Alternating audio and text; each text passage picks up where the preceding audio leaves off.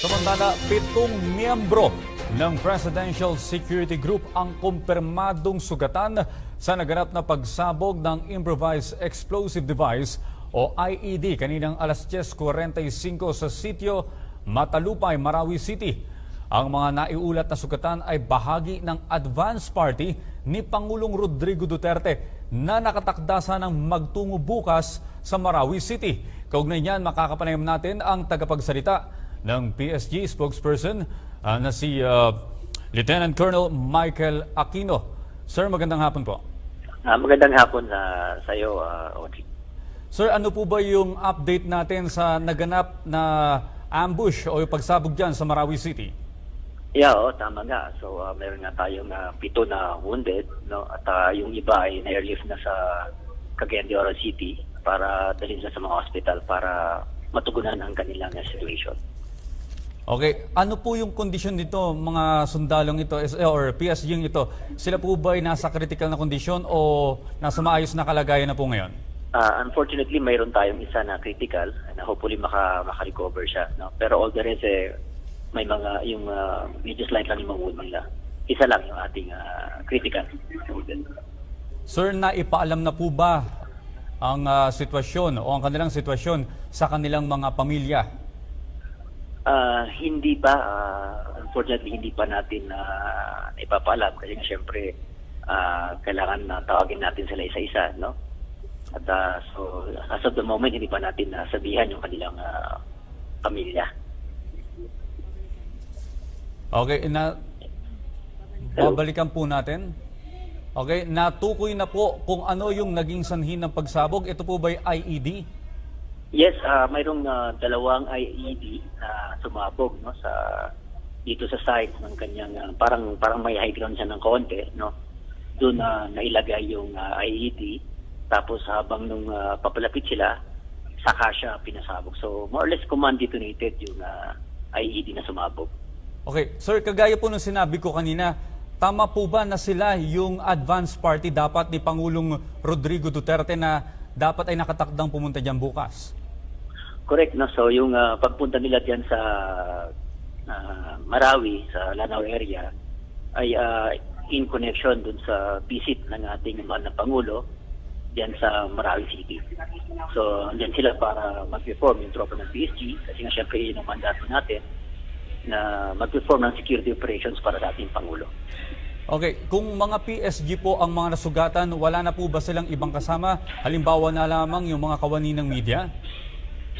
Unfortunately, no, okay yung mga civilian na kasama nila, so okay naman na sila.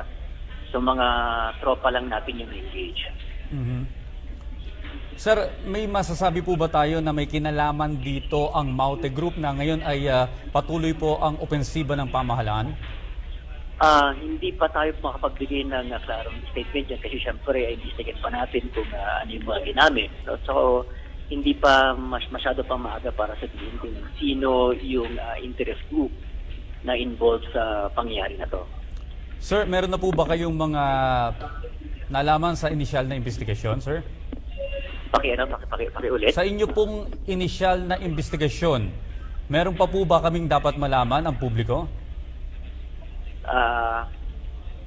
Except lang sa manatili lang sila na magtiwala kasi nga siyempre may mga talagang pangyayari na ganito, but hindi apektado ang trabaho, ang paggawa ng PSG sa kanyang mandato na pagkandak ng naprotektahan ang Pangulo ng ating bansa. Sir, yes. Sir, would you suggest na wag na munang ituloy ng Pangulo ang kanyang pagbisita sa Marawi bukas? Alam mo, wala ako sa position para sagutin yan.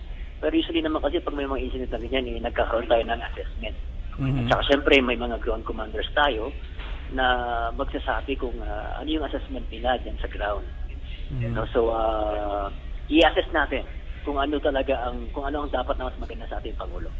Sir, bilang panghuli po, kayo po ba after nitong pangyayari kaninang umaga, may mga nagdagdag po ba kayo ng mga checkpoints or mga tauhan sa paligid niyan? Ang usually kasi na in charge na dyan is yung mga ground units natin, no? So Kasi ang ano lang natin, ang mandato lang natin is yung para sa Pangulo natin. So usually ang in charge sa pag-verification ng checkpoint is yung mga troops na nasa ground, no? Yung mga brigades natin, yung mga army troops na nasa ground. Yes, sir. Paano po yung coordination nyo naman sa PNP at sa AFP? Maganda naman actually ang coordination natin kasi every time na may visit naman talaga ang Pangulo natin is talagang ginagawa talaga natin na maganda ang pag-uusap natin sa mga ground troops natin ng AP, PNP at lahat ng mga security forces natin sa area. How about, sir, sa may intelligence group po? Actually talagang naka-built-in naman sa atin, no? Naka-built-in naman sa atin yung para maganda naman ang usap natin diyan sa mga intelligence groups natin. Ganun lang talaga ka-fluid ang pangyayari sa ground natin. Okay, maraming salamat po sa lahat ng impormasyon na ibinahagi niyo sa amin ngayong hapon na ito. Ating pong nakapanayam, si Lieutenant Colonel Michael Aquino. Maraming salamat, sir. Maraming salamat. Sa iba pang balita, kinumpirma ni Pangulong Rodrigo Duterte na may kaugnayan ang ISIS sa Maute Group sa Lanao Del Sur matapos matanggap ang intelligence report. Sinabi ito ng Pangulo sa inaugurasyon at ceremonial switch-on ng 135 megawatt circulating fluidized bed combustion o CFBC power plant ng Palm Concepcion Power Corporation o PCPC sa Malacanang. Samantala,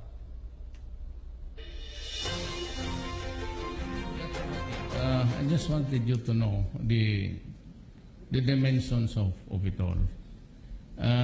We are not good today because finally, the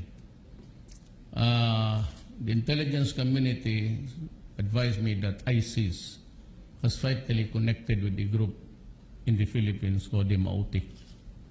There's a raging war now in Lanao.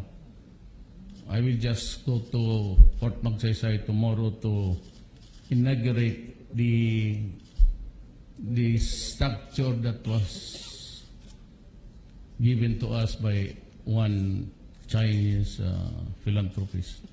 They said that guy started here in the Philippines, but when Deng Xiaoping opened China to investments and all, pumunta siya doon, millionaire. He contributed a structure good for 10 million Tagadics. So siya lang ang nakabigay talaga ng kalaki. So I'm flying there. The 10 million, 10,000 rather. 10,000 drug addicts. Kasama na yung medisina. Talakayin naman natin ngayon ang Maute Group na kasalukuyang kabakbakan ng militar sa Lanao. Kasama natin ngayon si Romel Banlawi, founding chairman of the board ng Philippine Institute for Peace, Violence, and Terrorism Research at isang security analyst. Magandang umaga po, Professor Banlawi.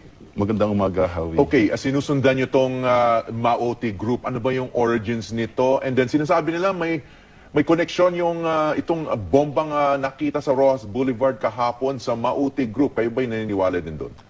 That's too early to tell kasi yung natagpo ang improvised explosive device na malapit sa US Embassy ay hindi lamang monopoly ng Maute Group ang paggawa niyan. Marami pang ibang grupo ang gumagawa niyan like the Ansar Khalifa Philippines, even the lawless elements ng mga more Islamic Liberation Front, pati Abu Sayyaf Group. Pero ang alam natin yung improvised explosive device na yan ay vintage ng Al-Qaeda. At yan ang klase ng improvised explosive device na itinuro nila Marwan at nila Basit Usman. Kaya maraming grupo ang nakaalam ng paggawa niyan. Kaya mahirap na i-pinpoint agad ang Maute Group na responsable. Okay, so standard weapon to ng iba't ibang grupo? Grupo na nag-ooperate sa iba't ibang dako ng mundo. Meron ding kanyang klaseng improvised explosive device na makikita mo sa Indonesia, sa Malaysia, sa Afghanistan, even Pakistan. Okay, but the Maute Group, kinakalaban ngayon ng militar sa Mindanao, has been known for using IEDs.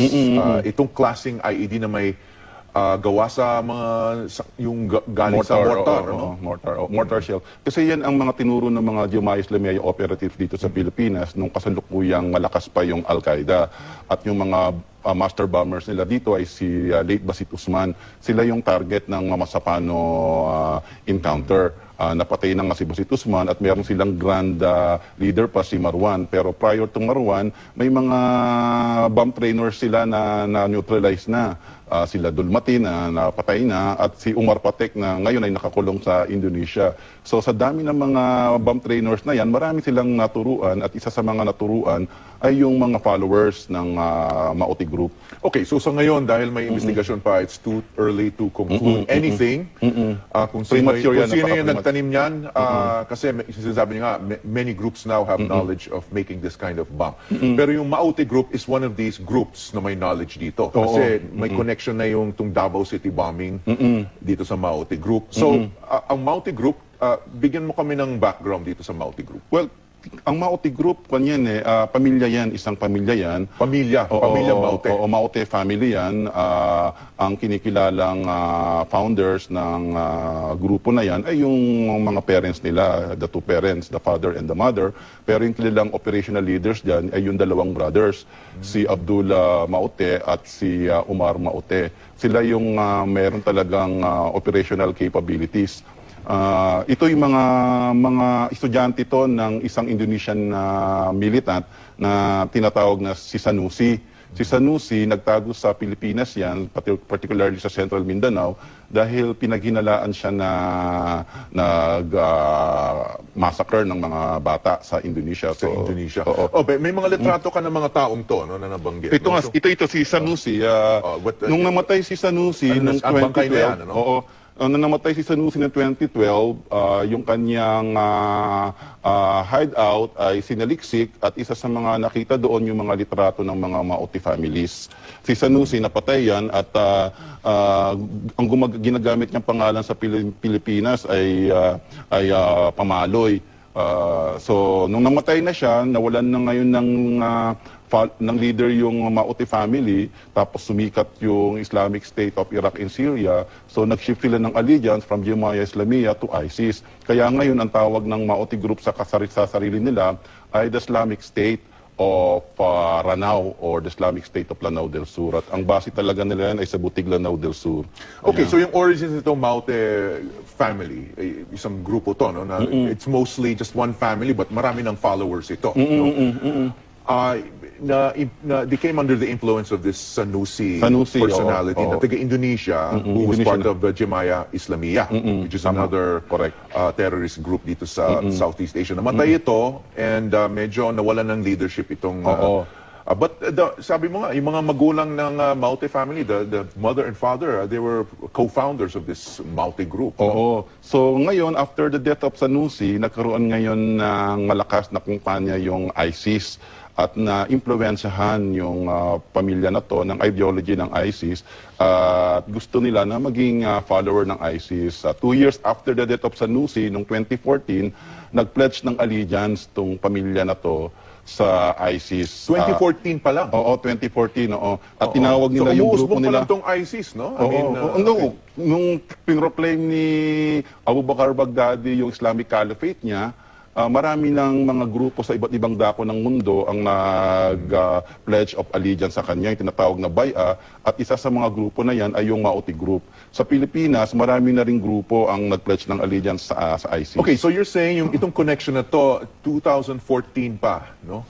Kasi si Pangulong Duterte, sabi niya nung lunes, sabi niya, finally, the intelligence community advised me that ISIS has finally connected with the group in the Philippines called Maute. So, ang parang lumalabas dito na very recent itong connection na to, but what you're saying is this connection is at least 2 years old. Even prior to that, kasi even prior to that, meron ng tinatawag na movement sa Pilipinas, yung Black Flag Movement. At yung Black Flag Movement na to, ina-idolize niya yung symbol ng ISIS, yung Black Flag. So even prior to that, meron ng mga influence ang ISIS sa Pilipinas. At yung Maute Group, na-influensyahan yan. Kaya nung pinroclaim ni Abu Bakr Baghdadi yung Islamic Caliphate niya, agad-agad din sila nag-pledge of allegiance or by, kumbaga, ina-acknowledge nila yung existence ng Caliphate at gusto ng Maute family na maging bahagi ng Caliphate ng ISIS. Okay, just to refresh people's memories, no? Si Baghdadi, he declared this Caliphate doon sa Syria and Iraq. Ito yung stronghold ng ISIS ever since. Pero may may mga sangay ito, no? May maraming sangay yan, including the Philippines. So itong Maute group, they did not necessarily fight with ISIS in Syria or Iraq. Oo, walang branch office ito sa Mindanao. Inspired yung mga yan, at sa tingin ko yung kanilang inspiration from ISIS originated from their social media interaction. So doon lumakas yung kanilang pananampalataya sa Well, ISIS. alam natin na talagang mahusay din gumamit itong ISIS ng social media. That's how they recruit and influence, and sinasabi mga inspire. No? So, inspire to do what? Pag sinabing they have allegiance to ISIS, what do they want to do in the Philippines? Well, inspired sila na magtayo ng Islamic State kasi naniniwala sila na kailangan ang Islam ay mayroong isang estado. Ang Al-Qaeda nangarap lamang na magtayo ng Islamic State, pero ang ISIS, itinayo niya yung Islamic State. So ano nga ba ang karakteristik ng Islamic State? Meron silang stronghold, nakaka-capture sila ng territory, they can hold the ground. At yun ang gustong i-demonstrate ng Maute Group na dapat maging bahagi sila ng caliphate ng ISIS dahil meron silang intention to hold ground. Yun kanilang purpose, kaya siya nag-organize ng armed forces, yung Maute Group, para ma-hold nila yung ground, at yung stronghold nila dyan ay yung butig Lanao Del Sur. Pero may mga followers siya sa mga neighboring municipalities ng Lanao Del Sur. Ang major training camps nila ay 2 barangay sa butig Lanao Del Sur. At doon nakapag-establish sila ng mga training camps at mga Islamic centers doon. Tapos ang intention nila talaga is to raise the flag of the Islamic State. At yun ang ginawa nga nila sa dating munisipyo ng butig Lanao Del Sur. Okay, gusto ko lang banggitin, nung dekada 90, nakapunta na ako dyan sa butig Lanao Del Sur dahil nandyan yung isa sa pinakamalaking kampo ng MILF doon. Itong Camp Bushra. Correct. So this area was MILF territory. That's correct. So may connection ba itong Maute Group sa MILF? Yung Maute family, mga datihang miyembro yan ng Moro Islamic Liberation So Front. miyembro sila dati Miyembro ng talaga MILF, sila. O no? iba followers pa nga ni Commander Bravo. Pero nung nagkaroon ng debate tungkol sa peace talks, hindi na ipasa yung Bangsamoro Basic Law, na-disgrandle tong Maute family at tumiwalag sa Moro Islamic Liberation Front at nagtayo ng sarili nilang grupo. Kaya hindi tama na sabihin na yung splinter group ng MILF ay yung Bangsamoro Islamic Freedom Fighter lamang. Ang Maute Group ay isang splinter group din ng Moro Islamic Liberation Front. At meron pang isa pang armed group na splinter group ng Moro Islamic Liberation Front, yung Ansar Khalifa Philippines, na nakabase yan sa Sarangani area. Namumuno dyan si Commander Tokboy. At yung Ansar Khalifa Philippines at ang Maute Group, very strong ang kanilang interconnections. They share expertise, they share skills, they share knowledge, they share also the same inspirations from ISIS. Okay, medyo medyo nakakatakot yan dahil may peace talks na nga with the MILF. There was in fact an interim peace agreement with the MILF, and meron palang at least 3 breakaway groups or factions that are still at war with the government. Correct. And, but why call halimbawa itong Maute Group na isang terrorist group, not a rebel group, no? Because they want to set up an Islamic state.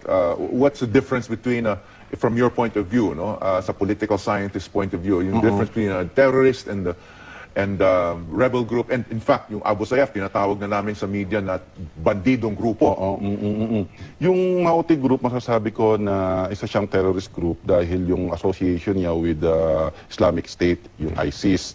At the same time, yung mga acts niya ay panay may political motivation. Ang inaatake niya, karamihan, ay yung mga military detachments, yung mga first violent activities niya nga, yung pagsalaki nila sa military detachment sa Lanao Del Sur, kung saan pinugutan niya ng ulo yung victim nila, tapos yung pagkikidnap nila ng Christians, pinugutan din nila ng ulo. Itong taon lang na ito at yung lately, yung pagbobomba sa Davao City. Okay, so so karamihan violent activities niya ay politically motivated. Kaya masasabi natin na terrorist acts yan. Okay, so they're meant to terrorize or terrify. Okay, one last question. We're running out of time. But how capable is this group to bring this kind of terrorism to Manila? Kasi sa ngayon, nakabase sila. Yung activities nila nakasentro sa Mindanao. Isang bahagi lang ng Mindanao, actually. Pero binomba din nila yung Davao. No? But can they level up and bring it to Luzon? Yeah, very capable sila kasi meron silang existing network with other ISIS-inspired groups sa Pilipinas. Lalo na sa Luzon, for example, sa Luzon meron isang ISIS-inspired group na tinatawag na Daula Islamiyya Luzon. sila yung mga Muslim convert na dating associated with the Raha Sulaiman Islamic Movement. Meron din yung nagbomba sa Davao City, network nila yon sa COTABATO City, yung Dawla Islamiyya fi COTABATO. So very vast yung network nila. At yung network nila nakasalala ito sa mga grupo na nag-pledge ng allegiance sa ISIS, at batay sa aking pananaliksik, at least 10 groups na sa Pilipinas ang nag-pledge ng allegiance sa ISIS, at 4 sa mga grupo na to, ina-acknowledge nila ang central leader nila ay si Hisnilon Hapilo ng Abu Sayyaf Group sa Basilan. Nako, so it's a growing threat and growing challenge to our law It's a growing enforcement challenge. agencies. It's a growing challenge. Okay, so bumalik kayo and give us an update very soon. Maraming salamat po, Professor Romel Banlawi, founding chair ng Philippine Institute for Peace, Violence, and Terrorism Research. Thank you very much, Javi. Yung teorya na yun.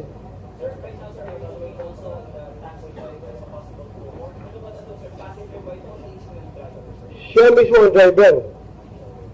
Siya ang may dala. Hindi natin alam kung terorista siya na nag-rent ng taxi o taxi driver siya na nilapitan ng terorista na pakideliver ito doon, ilagay mo lang sa trash bin. Baka hindi niya alam kung anong laman nun. Baka sinabihan lang, ilagay lang doon, iwan lang. Pabayaran kita ng malaki. So kung ako taxi driver, papayag ako. Lalo na kung hindi ko alam na IED yun.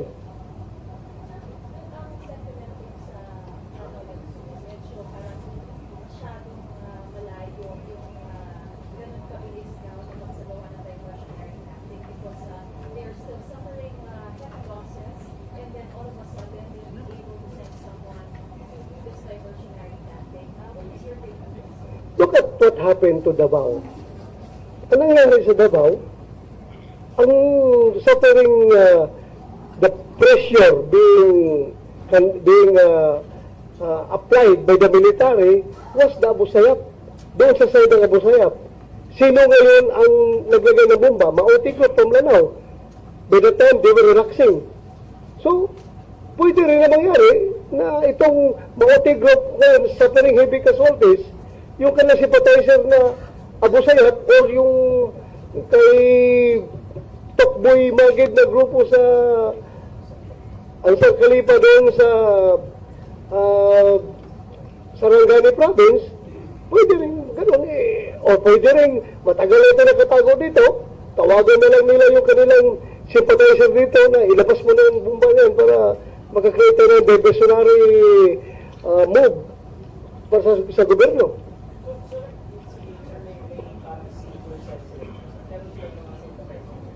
Matagal na naman nating alam yan na meron silang mga hagat, meron yung mga relative dito, meron sympathizer, meron yan dito. But how big or how strong of a force are we talking about in terms of Yung Maute Group, estimated ng army yan, around 300 followers, yung Maute. But hindi mo pwedeng disregard yung kanilang mga followers, yung kanilang mga sympathizers. Dahil yung sasabi na 300 are the armed group lang yun. Pero yung kanilang mga sympathizers, mga followers, all over, lalo-lalo na yung mga na-radicalized through the internet, na following them blindly sa kanilang adhikain. Marami yan.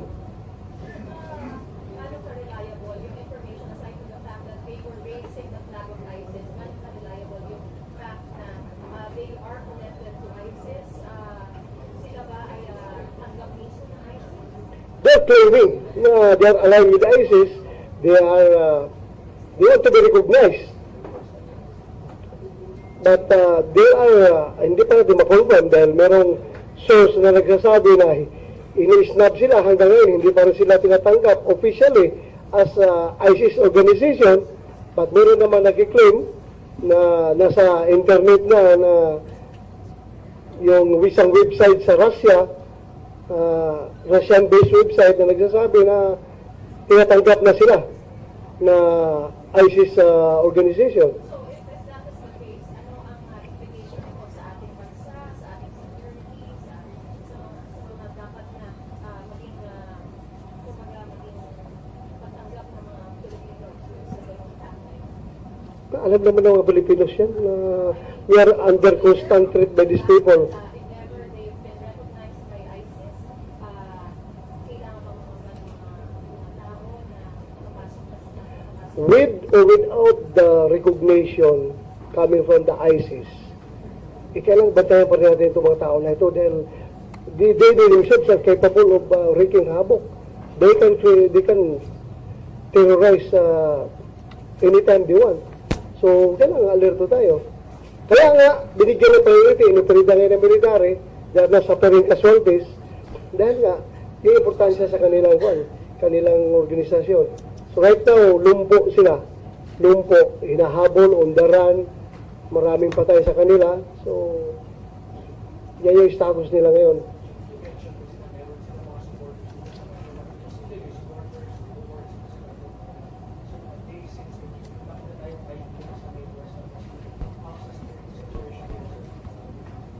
So far, sa awa ng Diyos, hindi na nasundan, di ba? So sana, wala nang susunod na another IED na ma-recover natin. At saka worse, walang sasabog. We are praying for that.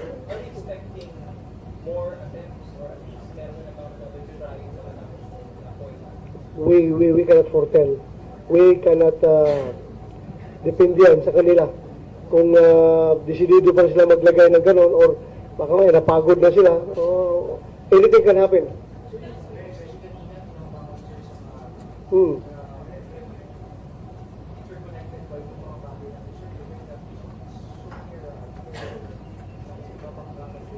That ambush is clearly a diversionary tactic. Kasi nga, nandun sila banda sa maging inupakan ng military. Ito ngayon, yung PSG galing iligan, umakyat ng Marawi, inambush along the highway. So meaning, gusto na ma-divert yung attention doon sa operating troops doon sa loob, nagpa-highway na naman sila. Which is a basic guerrilla tactic. Marami naman, palagi naman ginagawa yan. Kahit na yung info, ginagawa rin nila yan pag sila naipit.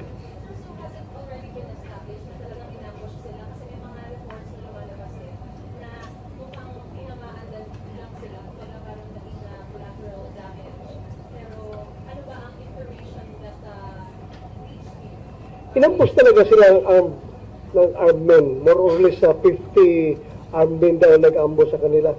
Hindi naman siguro maka-incur ng gano'ng kahibi na kaswalte yung government forces na ilan yung wounded. Umabot na 22? Yung wounded? So hindi man gano'ng kadami yung wounded kung sabot. Hindi, yung sa along the highway, yung inambush na yung umaga. 9 ata? 9? 9, Hindi man gano'ng kadami yung kaswalte kung hindi marami nag-ambush. We understand that the investigators have already seen the CCTV footage from the US Embassy. Si Director, we have been furnished a copy of the CCTV footage by the US Embassy, and we're reviewing it at present, sir, because we're considering a 6-7 hour time frame to determine kung yung possibility that the vehicle used or the taxi cab used by the suspect will be located and possibly identified. So, in time, we'll be releasing the results. Medyo mahaba, sir, yung footage. There are three cameras recordings. So, we have to review it. So, in time, we just want to be sure of the details that we'll be revealing to the media. Very good.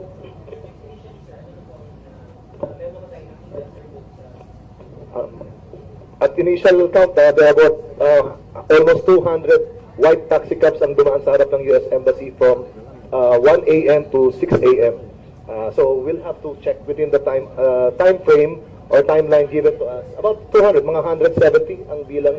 Yung fast forward lang para yung mabilisan para makita agad. So marami kasing taxi cab na white taxi cab. So we'll have to check individually. So yes, now we have to check frame by frame if needed. So to determine, sir, particularly on the time that was given by the witnesses, sir. Yes, sir.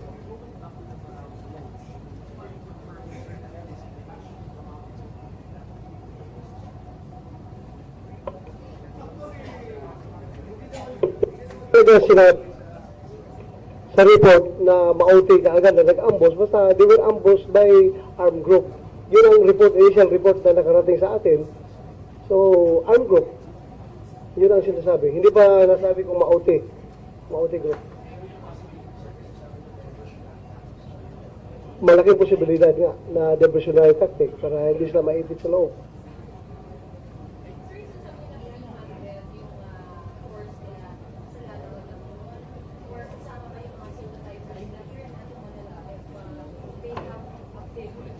Doon lang yung sa Lanao. I am quoting the information coming from the brigade commander of the army doon sa Marawi mismo. Sinabi niya mga more or less 300. Yan, alaman talaga nila yun doon. Wala tayong estimate dito.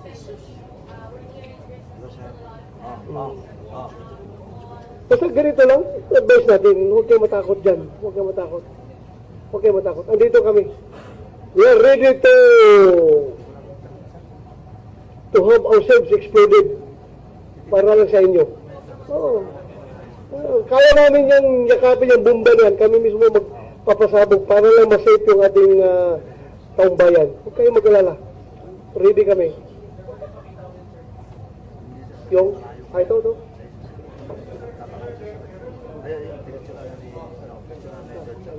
Okay, iikot natin doon.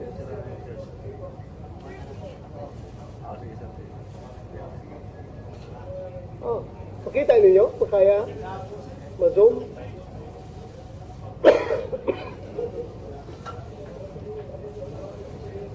Ha?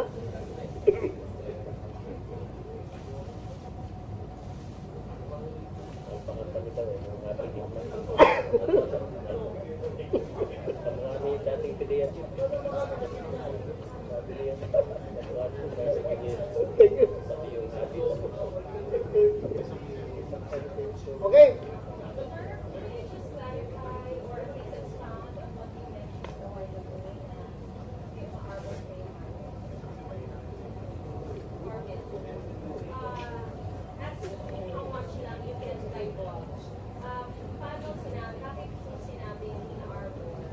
Hindi ko naman sinabing ina-arbor. Ikaw na nagsabi ng ina-arbor. Hindi mo sinabi. May tumawag. Yun ang sinabi niyo. Oo. Hanggang doon lang, yun lang, may tumawag. Hindi ako nagsinungaling ha, mayroong tumawag. Pero as far as kung gusto mo sabihin ko sino yung nagtawag, hindi ko pwede sabihin. Ha? Para naman, basta gano'n nga. Doon lang sila. Doon lang sila, huwag i-relieve doon.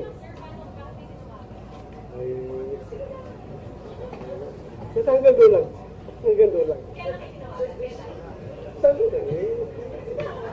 Hindi ko na ma-recall dahil matagal na yun.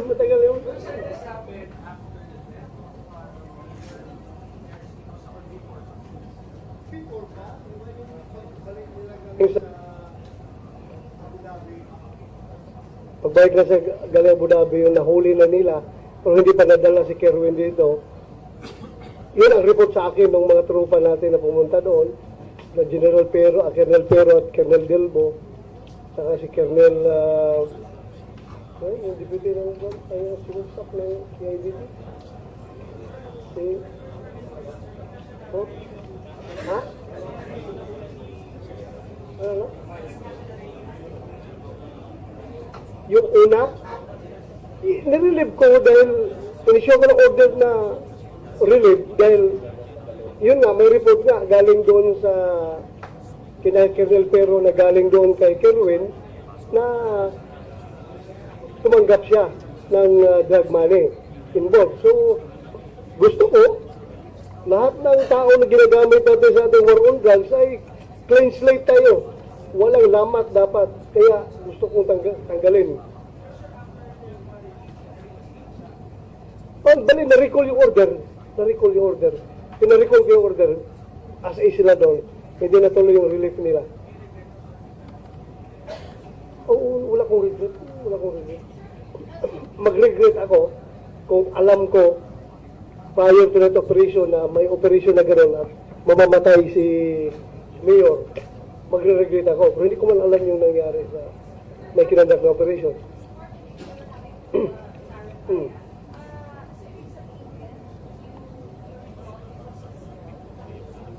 kasama na yun doon. Pero yung aking rason talaga doon is their presence there, continued presence there, cannot affect the ongoing investigation. Ang reason lang naman natin, bakit na-recall sila from their position to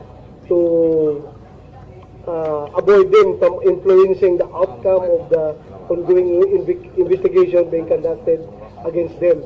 Kung hindi naman nakikita ko naman na hindi na kaya ma-influence.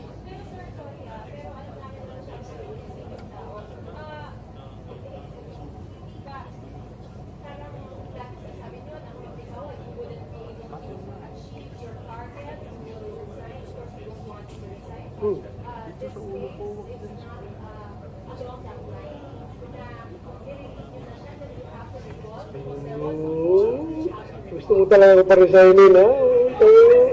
Wawan mo lang mo. Bakit ako mag-resign? Ha? Hindi. Somehow, you will be enlightened. Promise. You will be enlightened.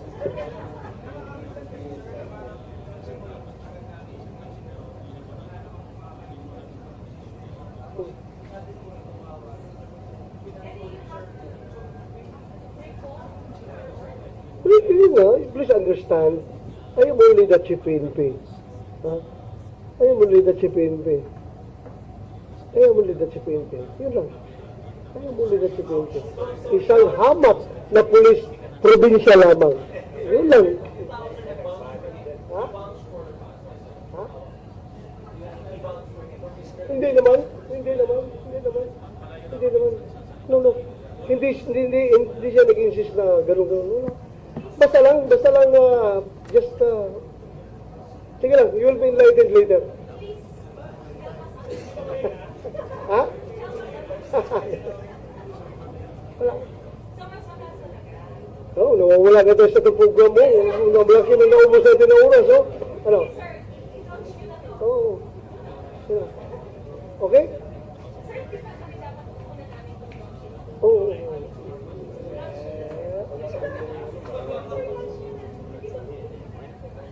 Yung nagturo pala sa yung nabigyan ng information doon sa itong sa yung picture na yun, yung ang tawag yan, describer o dito yung describe dito, bibigyan namin ng reward token of appreciation. Mag-raise pa kami ng pera. Tingnan namin kung may mas marami, mas maganda. Basta bibigyan namin. Magkamag kami. 1 million sa akin, 1 million sa kanya, 1 million sa kanya, 1 million sa kanya. So, 4 million. Yun ang aming pangarap, maka-raise ng 4 million. Basta meron. Oh, nandito po si Deputy Chairman ng Kwan, Napolco. Ha? Vice Chairman Napolco. 2 million. Ha? Oo. Ngayon? Lang po.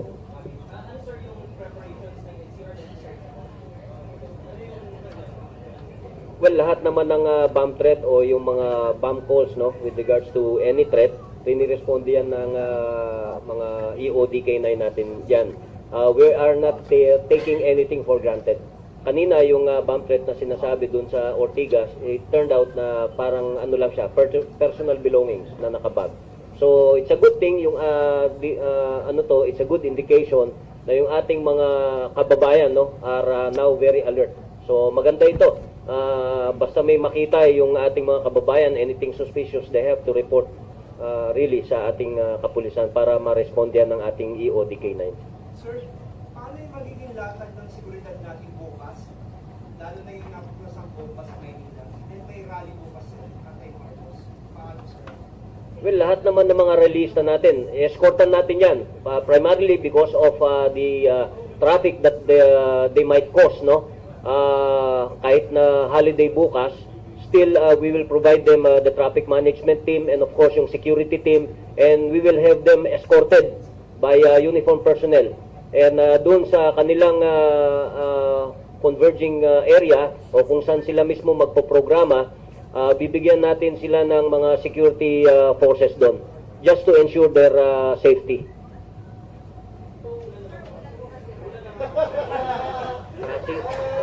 Signal number 5 yata eh.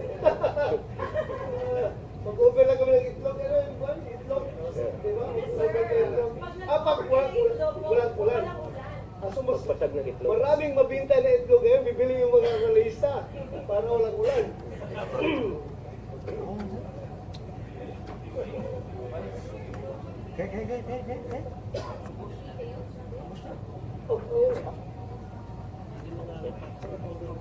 Program. I-cover na yung program. I-cover na ninyo para... Mas pwede. Explain na dito. For the... Sige. So we're going to start the program. Projector. Sa likod. Paki-clear na po ng konti, sir. Good afternoon to everyone. Welcome to the launching of Bantay Krimen mobile app here at the Quezon City Police District.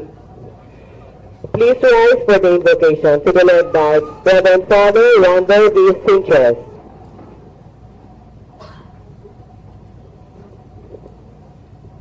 Let us put ourselves in the presence of the Lord, Father, the Son, and the Holy Spirit. Let us pray.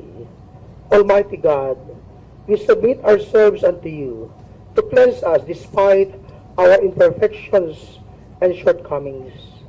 We praise and thank you for gathering us all today in this launching and pilot testing of Bantay Krimen mobile application.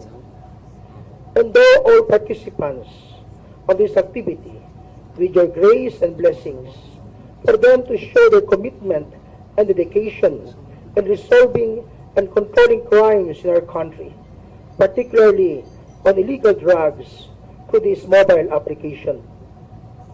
May the public support this crime prevention and crime solution tool for it to be effective in maintaining peace and order in our communities. Bless our guest of honor and speaker, our Chief PNP, Police Director General Lanao Del Sur. May he inspire each of us to be the change that we want our organization and our nation to be. This we offer you, O God. Amen. Father, the Son, and the Holy Spirit. Please be seated. And we now hear the welcome remarks of Police Senior Superintendent Joselito T. Escobar Jr., the Deputy District Director for Administration. Sa buding ama ng Pambansang Pulisya, Police Director General Lanao Del Sur, equally important Attorney Rogelio Casurao, the Vice Chairman and Executive Officer of the National Police Commission, Police Director Benjamin B. Magalong, the Acting Deputy Chief for PNP for Operations, soon-to-be Police Director Augusto Marquez, the Director for Directorate for Investigation and Detective Management, our hardworking Police Chief Superintendent Oscar D. Albayaldizer, my District Director, Police Senior Superintendent Guillermo Lorenzo Eliazar, the District Director of Manila Police District, Police Senior Superintendent Joel Coronel, sir, Senior Superintendent Edgardo Pamitan, the Deputy Director of Information Technology Management Service, Director Juan Jobian Ingeniero, o ICARD, Concurrent City Director, DILG, Quezon City, sir, Honorable Ricardo B. Corpus, President Association of Barangay Council, Traffic Chief Dexter Cardenas, representing the District Public Order and Safety of the Quezon City. Samantala, 7 miyembro ng Presidential Security Group ang kumpirmadong sugatan sa naganap na pagsabog ng improvised explosive device o IED kaninang alas 10:45 sa sitio Matalupay, Marawi City. Ang mga naiulat na sugatan ay bahagi ng advance party ni Pangulong Rodrigo Duterte na nakatakda ng magtungo bukas sa Marawi City. Kaugnay niyan, makakapanayam natin ang tagapagsalita ng PSG spokesperson na si Lieutenant Colonel Michael Aquino. Sir, magandang hapon po. Magandang hapon sa iyo, Audrey. Sir, ano po ba yung update natin sa naganap na ambush o yung pagsabog dyan sa Marawi City? Yeah, tama nga. So, meron nga tayong 7 na wounded, no? At yung iba ay na-airlift na sa Cagayan de Oro City para dalhin sa mga hospital para matugunan ang kanilang situation. Okay, ano po yung kondisyon nito, mga sundalong ito or PSG ito? Sila po ba ay nasa critical na kondisyon o nasa maayos na kalagayan na po ngayon? Unfortunately, mayroon tayong isa na critical na hopefully maka-recover siya. No? Pero all the rest, may mga yung medyo slight lang yung mga wound nila. Isa lang yung ating critical. Sir, naipaalam na po ba ang sitwasyon o ang kanilang sitwasyon sa kanilang mga pamilya? Hindi pa. Unfortunately, hindi pa natin ipapaalam kasi siyempre kailangan tawagin natin sila isa-isa, no? At so as of the moment, hindi pa natin sabihan yung kanilang pamilya. Inaugurate the structure that was given to us by one Chinese philanthropist. They said that guy started here in the Philippines, but when Deng Xiaoping opened China to investments and all, pumunta siya doon. William, he contributed a structure good for 10 million drug addicts. So siya lang ang nakabigay talaga ng kalaki. So I'm flying there. The 10 million, 10,000 rather. 10,000 drug addicts. Kasama na yung medisina. Talakay naman natin ngayon ang Maute Group na kasalukuyang kabakbakan ng militar sa Lanao.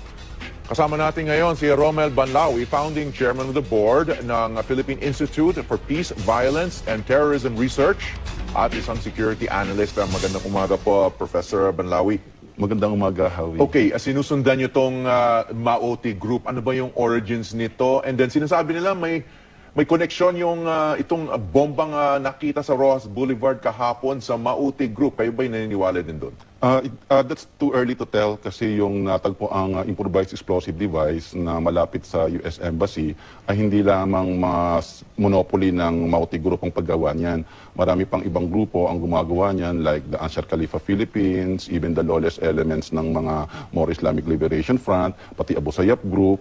Pero ang alam natin yung improvised explosive device na yan ay vintage ng Al-Qaeda at yan ang klase ng... Okay, babalikan po natin. Okay, natukoy na po kung ano yung naging sanhi ng pagsabog. Ito po ba'y IED? Yes, mayroong dalawang IED na sumabog, no, dito sa site ng kanyang parang may high ground siya ng konti, no. Doon nailagay yung IED. Tapos habang nung papalapit sila, saka siya pinasabog. So more or less command detonated yung IED na sumabog. Okay, sir, kagaya po nung sinabi ko kanina, tama po ba na sila yung advance party dapat ni Pangulong Rodrigo Duterte na dapat ay nakatakdang pumunta dyan bukas? Correct, no? So yung pagpunta nila dyan sa Marawi, sa Lanao area, ay in connection dun sa visit ng ating mahal na Pangulo dyan sa Marawi City. So dyan sila para mag-perform yung tropa ng PSG kasi nga syempre yun ang mandato natin na mag-perform ng security operations para sa ating Pangulo. Okay, kung mga PSG po ang mga nasugatan, wala na po ba silang ibang kasama? Halimbawa na lamang yung mga kawani ng media? Unfortunately, no, okay yung mga civilian na kasama nila, so okay naman na sila. So mga tropa lang natin yung engage. Sir, may masasabi po ba tayo na may kinalaman dito ang Maute Group na ngayon ay patuloy po ang opensiba ng pamahalaan? Hindi pa tayo makapagbigay ng klarong statement yan kasi syempre ay investigahan pa natin kung ano yung mga ginamit. So hindi pa masyado pa maaga para sabihin kung sino yung interest group na involved sa pangyayari na to. Sir, meron na po ba kayong mga nalaman sa initial na investigasyon, sir? Pakiulit. Sa inyo pong initial na investigasyon, meron pa po ba kaming dapat malaman ang publiko? Except lang sa manatili lang sila na magtiwala kasi nga siyempre may mga talagang pangyayari na ganito. But hindi apektado ang trabaho, ang paggawa ng PSC sa kanyang mandato na pagkandak na protektahan ang Pangulo ng ating bansa. Sir, yes. Sir, would you suggest na wag na munang ituloy ng Pangulo ang kanyang pagbisita sa Marawi bukas? Alam mo, wala ako sa position para sagutin yan. Pero usually naman kasi pag may mga incident na ganyan, nagkakaroon tayo ng assessment. At saka syempre may mga ground commanders tayo na magsasabi kung ano yung assessment nila dyan sa ground. So, i-assess natin kung ano ang dapat na mas maganda sa ating Pangulo. Sir, bilang panghuli po, kayo po ba after nitong pangyayari kaninang umaga, may mga nagdagdag po ba kayo ng mga checkpoints or mga tauhan sa paligid niyan? Ang usually kasi na in charge na dyan is yung mga ground units natin. No? So, kasi ang ang mandato lang natin is yung para sa Pangulo natin. So usually ang in charge sa pag-verification ng checkpoint is yung mga troops na nasa ground, no? Yung mga brigades natin, yung mga army troops na nasa ground. Yes, sir. Paano po yung coordination nyo naman sa PNP at sa AFP? Maganda naman actually ang coordination natin kasi every time na may visit naman talaga ang Pangulo natin is talagang ginagawa talaga natin na maganda ang pag-uusap natin sa mga ground troops natin ng AP, PNP at lahat ng mga security forces natin sa area. How about, sir, sa may intelligence group po? Actually talagang naka-built-in naman sa atin, no? Naka-built-in naman sa atin yung para maganda naman ang usap natin diyan sa mga intelligence groups natin. Ganun lang talaga ka-fluid ang pangyayari sa ground natin. Okay, maraming salamat po sa lahat ng impormasyon na ibinahagi niyo sa amin ngayong hapon na ito. Ating pong nakapanayam, si Lieutenant Colonel Michael Aquino. Maraming salamat, sir. Maraming salamat. Sa iba pang balita, kinumpirma ni Pangulong Rodrigo Duterte na may kaugnayan ang ISIS sa Maute Group sa Lanao Del Sur matapos matanggap ang intelligence report. Sinabi ito ng Pangulo sa inaugurasyon at ceremonial switch-on ng 135 megawatt circulating fluidized bed combustion o CFBC power plant ng Palm Concepcion Power Corporation o PCPC sa Malacanang. Samantala, I just wanted you to know the dimensions of it all. We are not good today because finally, the intelligence community advised me that ISIS was vitally connected with the group in the Philippines called the Maute. There's a raging war now in Lanao. I will just go to Fort Magsaysay tomorrow to